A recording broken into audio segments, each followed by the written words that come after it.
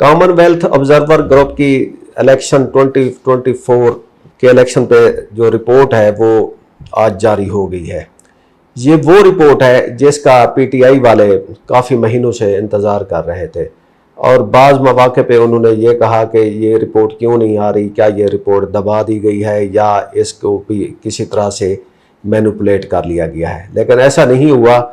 तो Commonwealth observer group ने ये रिपोर्ट जारी तो कर दी है, लेकिन उसके डिले की कोई ख़ास वजह उन्होंने नहीं बताई। इन चीज़ों से कतई नज़र जो रिपोर्ट है वो बहुत ही परेशान कौन है, ख़ासकर पाकिस्तान की एस्टेब्लिशमेंट के लिए, कि उसमें इस इलेक्शन के ऊपर जिस तरह सवालात उठाए गए हैं वो बहुत बहुत परेशान कौन है, और उन्हीं पे आज हम डिस्कस करेंगे। मेरे साथ मौजूद हैं डॉक्टर सुहेल बदर साहब। डॉक्टर साहब, ये जो रिपोर्ट है एक इंटरनेशनल ग्रुप की, वो हमारे इलेक्शन के ऊपर काफ़ी सारे सवालात उठा रही है।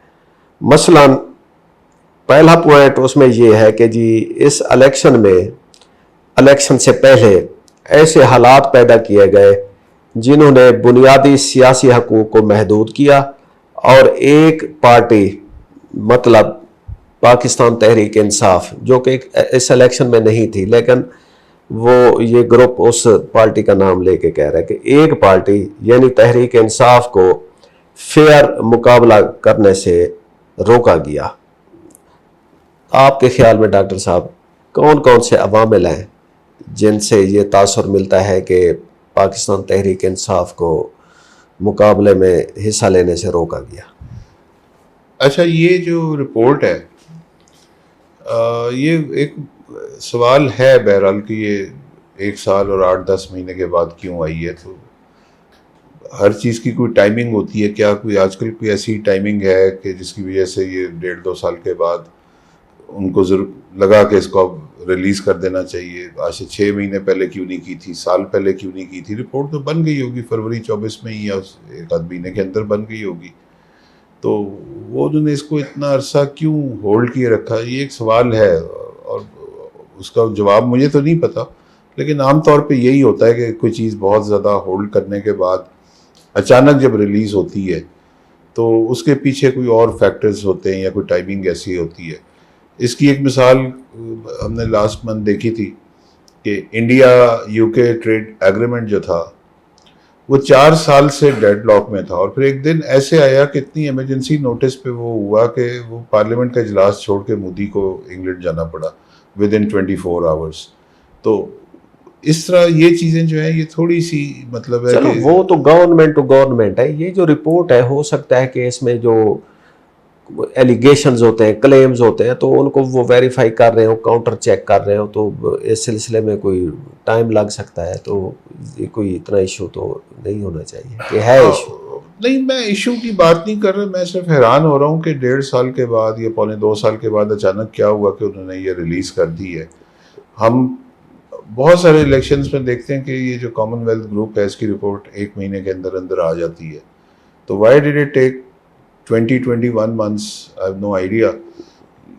लेकिन मतलब है कि रिपोर्ट वही है जो एक्सपेक्टेड है। जो लोग 8 फरवरी 2024 को पाकिस्तान में मौजूद थे तो वो इलेक्शन उन्होंने अपनी आंखों से देखा और उनको सब नज़र आ रहा था कि क्या हो रहा है। तो जाहिर है कॉमनवेल्थ वालों को भी वही नज़र आया होगा जो सबको नज़र आ रहा था। नहीं, हम कॉमनवेल्थ की रिपोर्ट को एक तरफ रखते हैं, आप एक एज ऑब्जर्वर हैं, इधर बाई स्टैंडर हैं। इसमें जो कॉमनवेल्थ ने एक पॉइंट उठाया कि इलेक्शन से पहले एक पार्टी के लिए ऐसे हालात पैदा किए गए कि वो इलेक्शन में हिस्सा ना ले सके इफेक्टिवली। तो आप इससे एग्री करते हैं? जी, पाकिस्तान में ये जो टर्म्स हैं ये बहुत अरसे से इस्तेमाल हो रही हैं, प्री पोल रिगिंग और पोल रिगिंग। तो मेरा ख्याल है कि 2024 वाले इलेक्शन में दोनों ही हुई हैं, प्री पोल रिगिंग भी हुई और पोलिंग के डे वाली भी हुई हैं। और इसके लिए मेरा ख्याल है कि अगर आप शहाबनामा पढ़ते हैं तो बड़े उन्होंने मज़े का 1-2 चैप्टर उस पर लिखे हुए हैं। वो शहाबनामा जो है आज से मोर देन 50 ईयर्स अगो लिखा गया था। तो पाकिस्तान में आज तक जितने भी इलेक्शन हुए हैं, जितने भी हुए हैं 50-60 साल में, शायद ही कोई एक आधा हुआ हो जो कि जिसमें प्री पोल रिगिंग और پول ریگنگ یا ڈیورنگ پول نہیں ریگنگ ڈاکٹر، جب ہم یہ بات کرتے ہیں نا کہ سارے الیکشن ایسے ہیں، تو اس میں پھر ہم اس الیکشن 2024 کی جو وہ ہے نا خاص بات، وہ اس کو تھوڑا ڈیلیوٹ کر دیتے ہیں کہ یہ بھی انہی جیسا الیکشن تھا، جبکہ یہ رپورٹ کچھ اور کہہ رہی ہے. یا آپ ایز بائی اسٹینڈر کیا سمجھتے ہیں کہ یہ باقی الیکشن کی طرح تھا؟ دیکھیں میں تو یہ سمجھتا ہوں کہ اگر آپ کمبائنڈ کریں نا پری پول کو اور پول کو، تو میں ذاتی طور پہ یہ سمجھتا ہوں کہ پاکستان میں تقریباً سارے الیکشن اسی طرح ہی ہوئے ہیں. اسٹیبلشمنٹ طریقہ واردات ان کا ڈیفرنٹ ہوتا ہے. 2013 میں وہ کیا کہتے ہیں RO کا الیکشن کہلایا 2013 والا. 18 والا جو الیکشن تھا وہ RTS پہ بیٹھ گیا اور اس کے اوپر وہ ڈالا گیا کہ جی اس کو بیٹھ گیا اور یہ ہوا وہ ہوا. اس دفعہ شاید میکینزم کوئی اور تھا، فارم 45-47 کا ذکر ہوا. لیکن آپ نے ایز آبزرور بات کی ہے، تو ایز آبزرور میں اب ظاہر ہے پاکستان کی ساری کانسٹیچوئنسیز کو تو فالو نہیں کر سکتا تھا. جس کانسٹیچوئنسی میں میرا ووٹ ہے اس میں سارا دن رہا، صبح 9 بجے سے لے کے شام 5 بجے تک، اور اس کے میں نے 8-10 پولنگ اسٹیشنوں پہ جا کے دیکھا، اور مجھے بالکل اچھا سا اندازہ ہو گیا تھا کہ ٹرینڈ کیا جا رہا ہے. اور یہاں پہ میرا تعلق اس حلقے سے ہے جہاں سے PTI کی طرف سے ظاہر ہے کہ ان کو سمبل تو نہیں ملا تھا کسی PTI کے کینڈیڈیٹ کو، تو اب تو مجھے یاد بھی نہیں کہ ان کو کون سا سمبل ملا تھا. تو وہ سلمان اکرم راجہ صاحب تھے، اور ان کے مخالفت میں جو نون لیگ یا PDM والے جو تھے انہوں نے چونکہ اس طرح کی سیٹ ایڈجسٹمنٹ استحکام پارٹی کے ساتھ کی ہوئی تھی، تو وہاں سے ان کا کوئی کینڈیڈیٹ نہیں کھڑا تھا، تو وہاں سے استحکام پارٹی کے اون چودھری صاحب کھڑے ہوئے تھے. تو یہ الیکشن ہوا، تو اس دن 8-10 یا 6-7 پولنگ اسٹیشنوں پہ میں جو گیا تو آئی کین ایزیلی جج کہ پولنگ کا ٹرینڈ کیا ہے. تو وہ میرا خیال ہے کہ 90-10 کی ریشو چل رہی تھی، اور بالکل مطلب ہے کہ اس پہ کوئی ابہام نہیں تھا مجھے کہ 90% ووٹ جو ہے ووٹرز جو ہیں وہ سلمان اکرم راجہ کے ہیں. تو شام کو جب رزلٹ شام کو آیا یا اگلی مارننگ کو آیا، تو جب رزلٹ آیا تو پتہ چلا کہ اون چودھری صاحب جو ہیں وہ 1,82,000 ووٹ لے کے کامیاب ہو گئے. تو دیٹ واز ویری سرپرائزنگ. نہیں، اب سرپرائزنگ آپ کے لیے کیوں ہے؟ آپ کہتے ہیں ہر الیکشن اسی طرح ہے. یہ کب ہوا کہ 90-10 کی وہ ہو ریشیو؟ یہ تو میری ایک اسیسمنٹ تھی کہ 90-10 چل رہا ہے. آپ ہاں ایسی تھی. اچھا، اب 2018 کا الیکشن بتائیں، 2013 کا بتائیں، 2008 کا بتائیں کہ یہ اتنا سٹارک ڈفرینس ہے اور شام کو رزلٹ کچھ ہو رہا ہے. ہاں، یہ میں اس بات سے بالکل آپ کی. دوسرا وہ جو رپورٹ کہہ رہی ہے کہ اس طرح کے حالات پیدا کیا گئے کہ ایک پارٹی کو حصہ نہ لی، اور آپ کہہ رہے ہیں کہ یہ انہی جیسے دوسرے الیکشن جیسا تھا. تو یہ اب سوال یہ ہے کہ جیسے ایک پوائنٹ ہے جی PTI کو بیٹ کا نشان نہ دینا، یہ فیصلہ سپریم کورٹ نے دیا تھا. PTI نے انٹرا پارٹی الیکشن نہیں کرایا، لیکن رپورٹ صاف کہتی ہے کہ فیصلہ جو ہے وہ اس کے جو نتائج ہیں حد سے زیادہ منفی اور غیر متناسب نکلے. یعنی کہ اس سے یہ ہوا کہ ایک بڑی پارٹی کو میدان سے باہر کر دیا گیا. پاکستان کی الیکٹورل ہسٹری میں کسی کو پارٹی کا نام بتائیں کہ جس کو اس طرح سمبل لے لیا گیا اور الیکشن سے پہلے ان کے لیڈروں کو سزائیں دی گئی. جو سپریم کورٹ نے فیصلہ کیا تھا، قاضی فائز عیسیٰ صاحب اس وقت چیف جسٹس تھے، میری سمجھ میں نہیں آیا کہ یہ فیصلہ کرنے کی کیا ضرورت تھی، کیونکہ اس سے کوئی فرق نہیں پڑنا تھا، الیکشن پہ فرق نہیں پڑنا تھا. یہ نہیں ہونا تھا کہ آپ نے الیکشن اپنا سمبل لے لیا ان سے، لیکن آپ ان کے ووٹ نہیں لے سکتے تھے. ووٹ جو ان کو مل رہے ہیں، تو ہر حلقے میں یہی ہو رہا تھا کہ لوگ پوچھ لیتے تھے کہ بھئی کون سا کینڈیڈیٹ ہے، اچھا کیا ہے اس کا نشان، موم بتی ہے یا ڈھول ہے یا ہرن ہے یا کتاب ہے یا موٹر سائیکل ہے. تو وہ لوگوں کو پتہ ہوتا تھا. یہ ہو نہیں سکتا کہ آپ نے وہاں پہ جو بیلٹ پیپر ہے اس پہ آپ نے نہیں چھاپا بلہ. تو یہ ہو نہیں سکتا تھا کہ وہ بلے کا ووٹ بلے کو نہ جائے. وہ اگر اس حلقے میں موٹر سائیکل ہے تو موٹر سائیکل پہ لوگ مہر لگائیں گے، اگر مور ہے تو مور پہ لگائیں گے، اگر چراغ ہے تو چراغ پہ لگائیں گے، جو بھی ہے. تو ہر حلقے میں یہی ہوا ہے کہ لوگوں کو پتا تھا کہ کون سا کینڈیڈیٹ ہے، اس کا نشان جو مرضی ہو، اور وہ لوگوں نے اس کو ووٹ دیے. اچھا، ایک اور بات، آپ کہتے ہیں یہ بھی دوسرے الیکشن جیسا ہی الیکشن تھا. رپورٹ یہ کہہ رہی ہے کہ جی اس الیکشن میں یہ ہوا کہ ایک خاص پارٹی کو जलसे जुलूसों पर पाबंदी लगाई गई, उनको आज़ादी इजहार और आज़ादी और उस पर उनकी पाबंदी थी, सहाफ़त में बहुत शदीद किस्म का दबाव था, और ये सब मिलकर फ़ज़ा को एक तरफा बना रहे थे।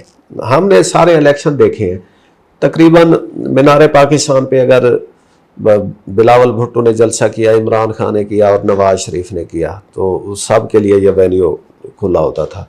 यही हाल कराची में जाके हर कोई जलसा कर लेता था। इस दफ़ा ये वाहिद इलेक्शन था कि जिसमें एक पार्टी को एक जलसा नहीं करने दिया गया। तो ये दूसरे इलेक्शन से जैसा अच्छा, इसका जवाब भी मैं वही दूंगा कि अगर लोगों ने ये फैसला कर लिया है कि फलां को वोट देना है, आपने उसका इलेक्शन सिंबल ले लिया लेकिन आप उसका वोट नहीं ले सकते। इसी तरह आपने उसका जलसा गाह ले लिया, जलसा ले लिया, तो आप उसका वोट फिर भी नहीं रोक सकते। जिसने वोट डालना है उसने तो पोलिंग डे के दिन सुबह घर से निकलना और जाके जो भी सिंबल है उसको जाके उसने वोट डाला, उस चाहे वो जलसा हुआ था या नहीं हुआ था। तो वो मतलब मेरा ख्याल है कि इस किस्म के इकदामात से आप वोटर्स को तो नहीं रोक सकते, ना वो रुके थे, और ऑब्जर्वर को भी नहीं रोक सकते कि वो बात करें। अब वो कॉमनवेल्थ ऑब्जर्वर ग्रुप ये कह रहा है कि जी मीडिया को इमरान खान या पाकिस्तान तहरीक इंसाफ का नाम लेने से मना कर दिया गया, और पीटीवी की न्यूज़ कवरेज देखें तो उसमें सिर्फ नून लीग और पीपल पार्टी को कवरेज मिली, और वो आज़ाद उम्मीदवार जिनका ताल्लुक पीटीआई से था उनको साइड लाइन कर दिया गया। चले पीटीवी को तो छोड़ दें, हालांकि वो उस वक्त एक केयर टेकर गवर्नमेंट रूल कर रही होती है और उसका काम होता है कि वो फ्री एंड फेयर इलेक्शन कराए। हमें कौन सा इलेक्शन को ऐसा याद आता है कि जिसमें किसी एक ख़ास पार्टी पर बिल्कुल ही आम ये जो प्राइवेट मीडिया है इसको भी दबाव में लाया गया कि इसका नाम नहीं लेना? हाँ, मेरा ख्याल है कि पाकिस्तान में नाम ना लेने का शायद दबाव कभी अल्ताफ़ हुसैन के बारे में रहा है थोड़ा बहुत, लेकिन वो नेशनल लेवल पे तो जो कराची से लेकर पेशावर तक का जो पार्टी है उस तरह की तो कभी इस तरह का कोई दबाव पीपल्स पार्टी के लिए, या हम ये देख लेते हैं ना कि बुरे वक्त में जो इलेक्शन लड़ा, 2002 का इलेक्शन नून लीग ने बुरे वक्त में लड़ा, मुशर्रफ साहब का माशाल्लाह था, और 2002 में कुछ चैनल आने शुरू हो गए थे, प्राइवेट मीडिया ग्रो कर रहा था या शुरू हो रहा था, लेकिन मियाँ साहब जो थे वो एक डील पे साइन करके सऊदी अरब जा चुके थे, लेकिन उनकी इधर पार्टी मौजूद थी, सिंबल मौजूद था। लेकिन वो जो बात है ना रोकने वाली, वो 2002 के इलेक्शन में नहीं की गई थी।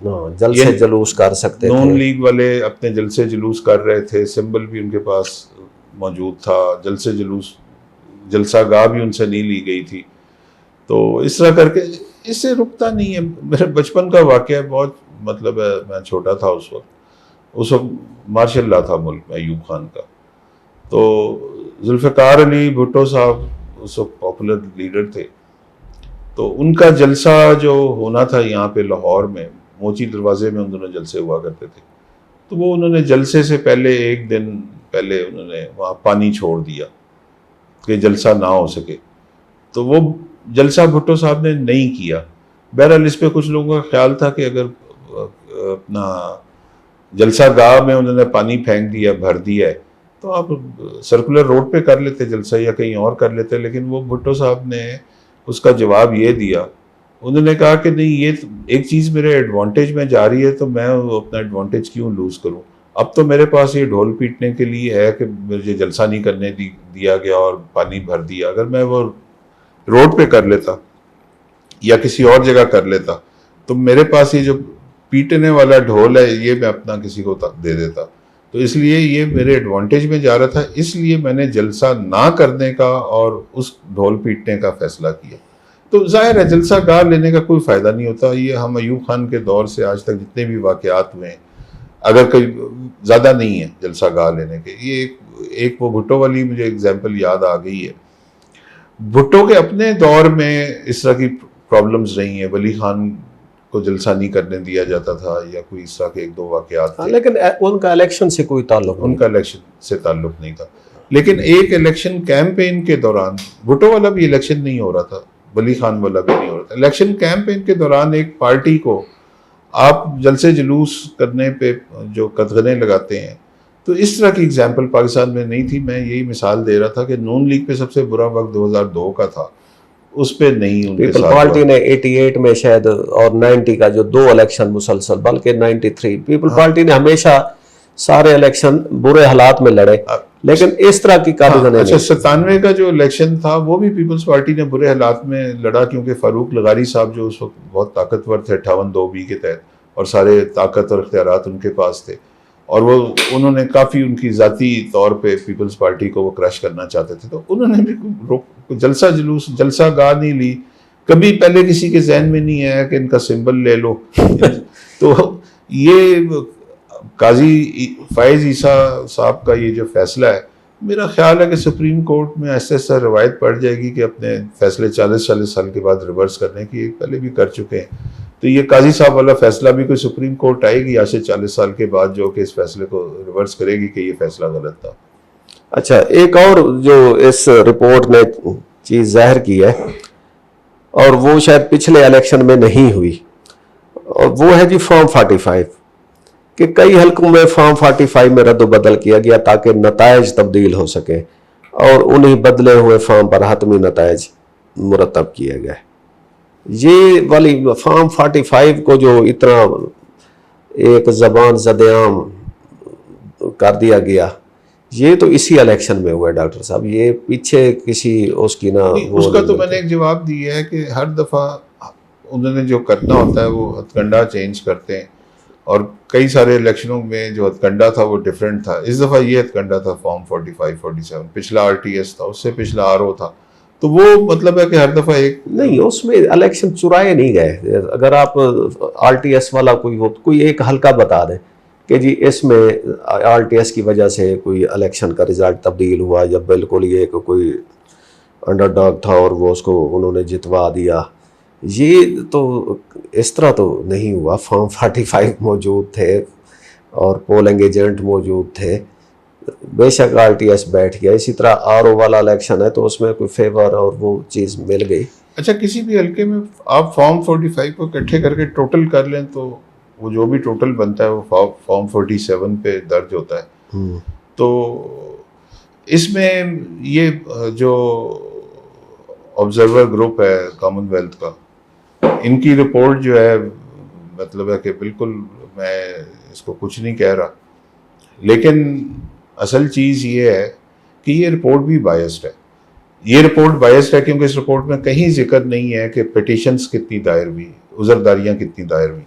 جس کے ساتھ زیادتی ہوئی ہے وہ جائے عذرداری دائر کرے. اگر عذرداریاں دائر نہیں ہو رہی ہیں تو پھر میرا خیال ہے کہ دونوں سائڈوں سے معاملہ مشکوک ہوتا ہے. انہوں نے شاید یہ اس کا ذکر کیا ہے, جو پوسٹ پول جو پٹیشنز ہیں ان کی اس کی بیس کے اوپر یہ سارا رزلٹ کیا ہے. ایک بات, اچھا یہ آپ کہہ رہے تھے رپورٹ جو ہے نا, یہ انہوں نے اس کو بیلنس رکھنے کی کوشش کی ہے آبزرورز.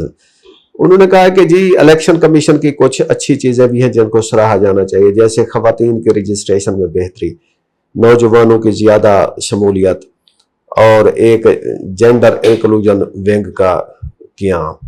لیکن یہ جو چیزیں ہیں یہ آن پیپر بہت اچھی ہیں. اب وہ آپ کہتے ہیں کہ جی زیادہ وہ یوتھ کی انکلوژن تھی یا ویمن پارٹیسپیشن تھی.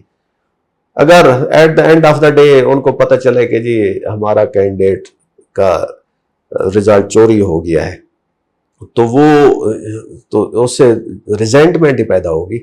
ہاں نہیں, لیکن میں نے وہ جس طرح شروع میں کہا کہ آپ بالکل یہی چیز اس شہاب نامہ میں پڑھ لیں جو 50 سال سے زیادہ پہلے لکھا گیا تھا, ارلی 70s میں لکھا گیا تھا.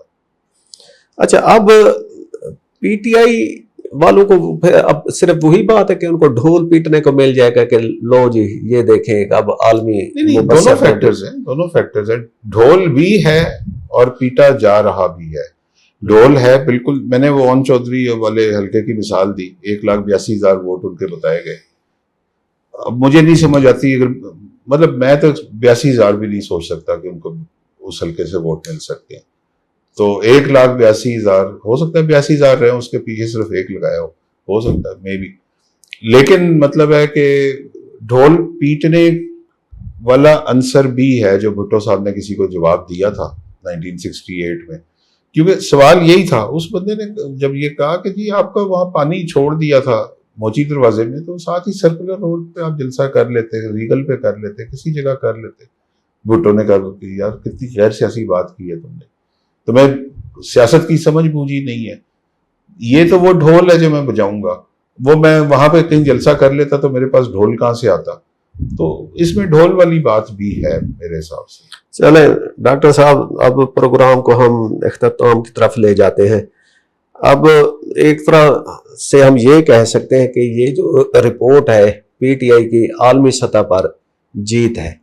مقامی سطح پہ شاید اس رپورٹ کا آگے کسی جو الیکشن پٹیشنز لگی ہوئی ہیں ان پہ تو کوئی اس کا امپیکٹ نہیں پڑے گا. وہاں پہ تو انہوں نے جو ہائی کورٹ کے ججز جو ٹریبونل تھے ان سے انہوں نے لے کے ریٹائرڈ جج لے آئے کہ جی یہ کیس سنیں گے. ہر طرح کا کام بندوبست کیا گیا ہے. لیکن ابھی بھی اس پورے اوور آل اگر میں سینیریو پہ بات کر سوچتا ہوں تو میں یہ سمجھتا ہوں کہ یہ اس میں ڈھول کا آنسر اس لیے زیادہ ہے کہ میں کنونس ہوتا کہ یہ ڈھول نہیں ہے. اگر جس حلقے میں آپ گنتے جائیں 1 2 3 7 20 25 اس کی عذرداریوں سے پتہ چل جانا تھا. اگر وہ عذرداریاں نہیں ہیں تو پھر اس میں ڈھول والا ایلیمنٹ ضرور ہے.